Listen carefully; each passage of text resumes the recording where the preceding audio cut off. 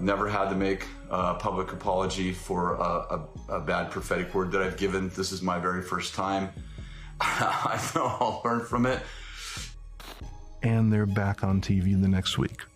I married a psychopath who almost ended up killing me because a prophet said that God was giving me to him. And it is now proven that he got all of his prophetic words based off of Facebook.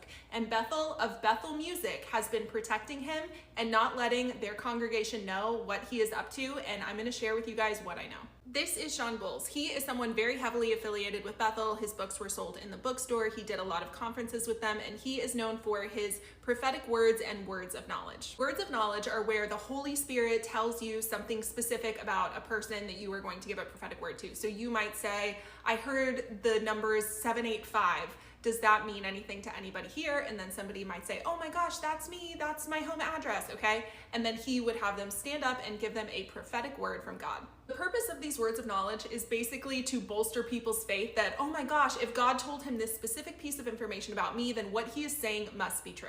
It is now known that he got all of that information based off of Facebook and online. He would Google people before the conferences, and then he would call them out, and it would be a, ooh, that's so amazing that God really speaks through this man.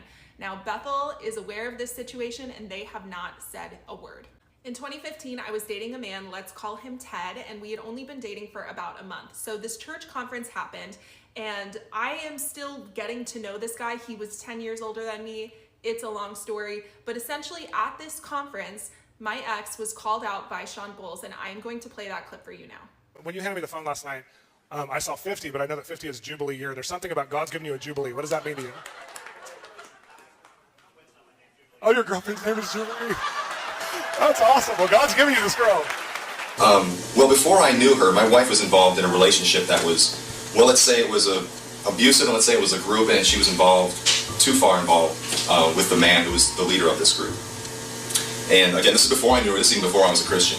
And we had just become friends, and she told me a little bit about this, and I was like, okay, all right. She had said that this guy loved her. He was one of the two prophets in Revelation.